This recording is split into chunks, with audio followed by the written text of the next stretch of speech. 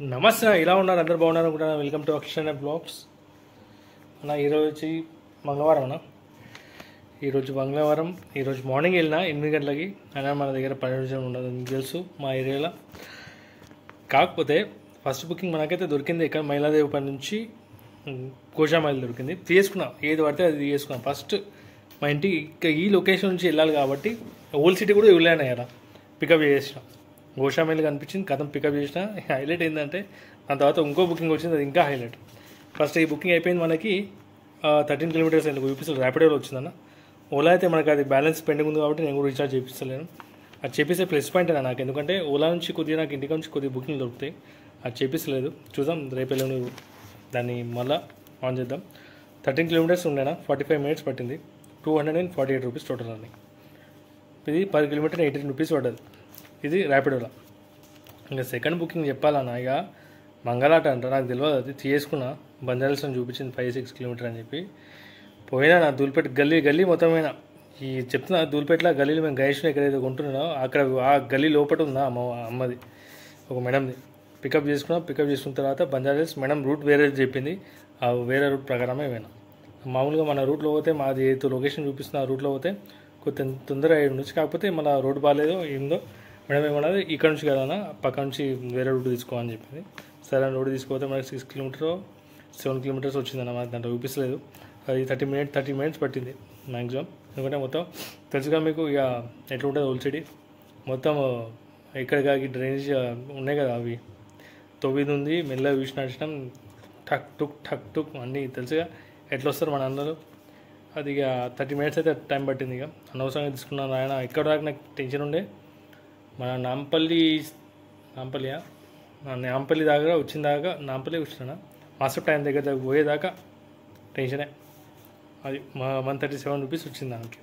ఇది బంజారాస్లో కాబట్టి 24 rupees kilometre ఎంతో. ఇక పికప్ చేసుకుంటే ఇక వేరే లెక్క ఉంటుంది. అది ర్యాపిడోలో 24 రూపీస్ పర్ కిలోమీటర్. ఇది ఊబర్లో వచ్చిందా, ర్యాపిడోలో వచ్చిందా? ఊబర్ అని వచ్చింది అనుకుంటా, చూసాం ఏమి వచ్చింది. దాని తర్వాత మళ్ళీ బంజారాల్స్ బోరబండ వచ్చిందన్న. ఈ బోరబండ తీసుకున్నాడు కూడా 8.8 కిలోమీటర్స్ 29 మినిట్స్ పట్టింది. 148 రూపీస్ వచ్చింది బోరబండ, 148 రూపీస్.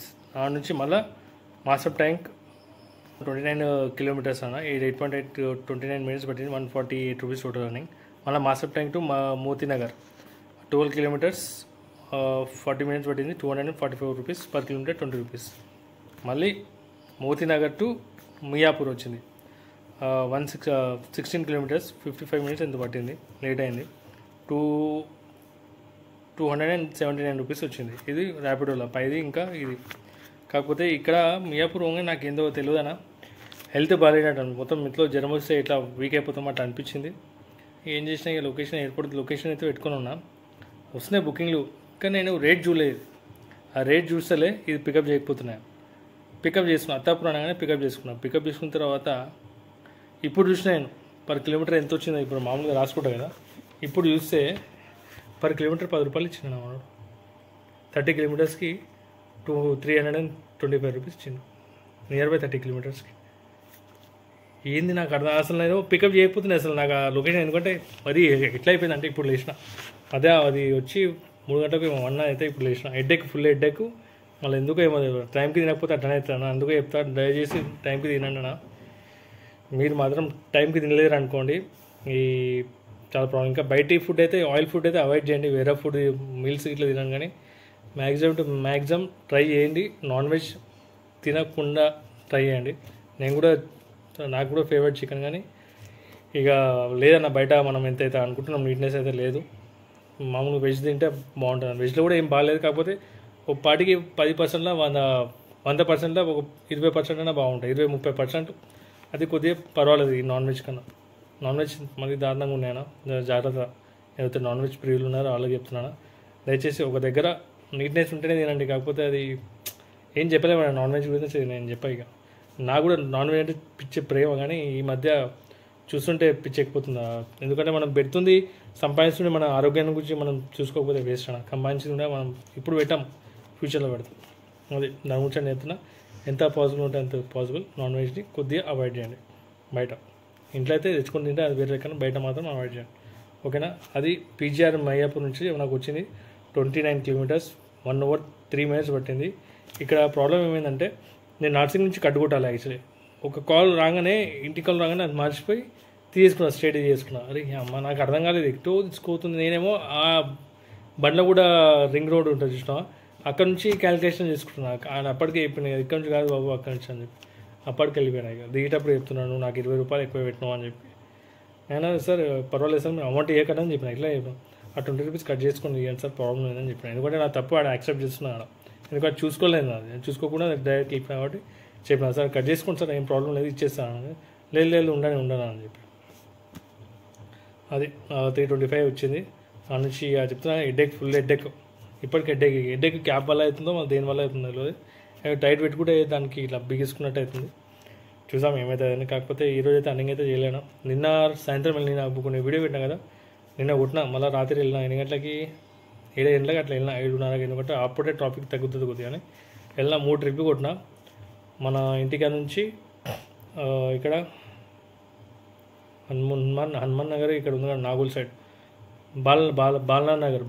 బాలాపూర్ సైడ్ అక్కడ ఒక ట్రిప్ కొట్టినా. ఆ నుంచి దిల్సుఖ్ నగర్ పోయినా, మళ్ళీ దిల్సుఖ్ నగర్ నుంచి కర్మంగట్ట వచ్చి డైరెక్ట్ ఇంటికి వచ్చేసి అది ఒక 800 లాగా ఇచ్చిన. అంతే ఒక రాత్రిపూట అప్పటికి 10:30 అవుతుంది. ఎక్కువ రిస్క్ తీసుకున్నాను రాత్రిపూట. మన చిన్న కార్ నా తొందరగా క్యాన్సిల్ అవుతుంది, అది ప్రాబ్లం. ఓకే, నిన్న రాత్రి ఒక 800 వీలైతే అది కూడా పెడతా. 3 ఇది అయితే 1600 కదా. లేదా చెప్తున్నా సగం పోయినా సగం మనకెంత 800 అనుకున్నాను.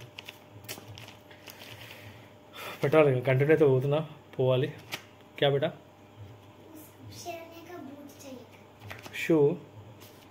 शू पता नहीं बेटा कहाँ रखे होना, देख लो,